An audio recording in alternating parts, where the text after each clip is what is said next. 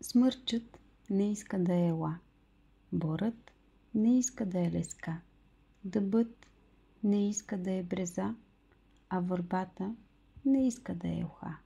А с нас какво се случи? Кажи, защо повдигаш само вежди? Не сме ли и ние така уникални и светли, отворени от Бог същества?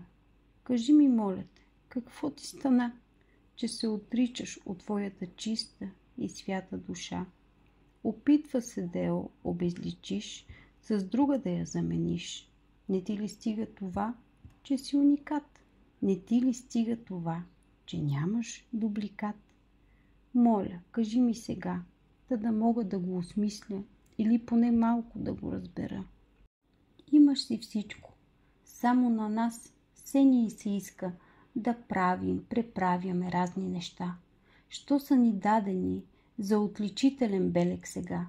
А ние така съвършено създадени, с много любов и светлина заредени, уникално, прекрасни, натурални, красиви. Но знам ли защо? Дали някой нашепва ни просто така, че не е уникална нашата душа, че талантът неземен, даден по право, не ни е дарба, а болест сега? Кой и защо го направи това? И още по-тъжно е, че ние с лека ръка отхвърляме цялата та светлина, която огряваше нашата душа, която струеше от нашите очи и не отличаваше тъй ярко от другите светлинки.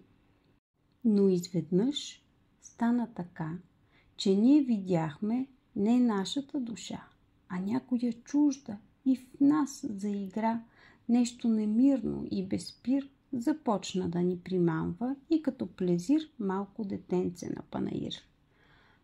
Който може натам да допише, че сили аз нямам това бреме да понеса на обезличаването човешко на всяка душа и забулването на вселенската Божията светлина.